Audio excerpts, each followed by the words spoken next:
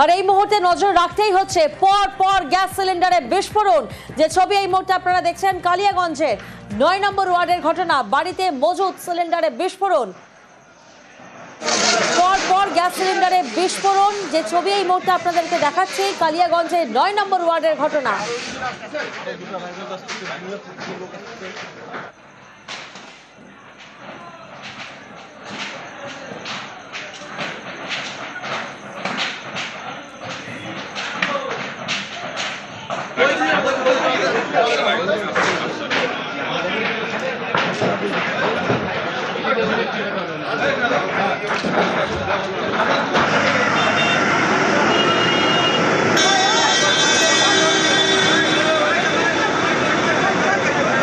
প্রতিনিধি মুক্তা এই মুহূর্তে আমাদের সঙ্গে রয়েছেন।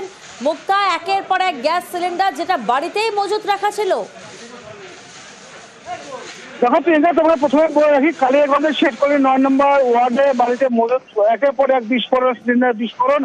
বেশ কয়েকজন আহত খবর পাওয়া গেছে, কিন্তু বাড়ি থেকে যে কাটা গ্যাস ব্যবহার করা হতো, শতাধিক সিলিন্ডার মজুত করার অভিযোগ ছিল এই এলাকায়। কালিয়াগঞ্জের দমকলের বেশ কয়েকটি এসে পরিস্থিতি নিয়ে করার চেষ্টা করে, কিন্তু তোমাকে বলি যে ওটা কালিয়াগঞ্জ জুড়ে কিন্তু লোডশেডিং, কারণ একের পর এক যে বিস্ফোরণ এবং যে আগুন যে লেলিকা ছড়িয়ে পড়ছে, এরপরে কিন্তু কালিয়াগঞ্জের মানুষ একেবারে আতঙ্ক হয়ে পড়েছিল। তারপরে কিন্তু পুলিশ প্রশাসন এবং দমকল বাহিনী একের পর এক আগুন নিয়ন্ত্রণের চেষ্টা করছে।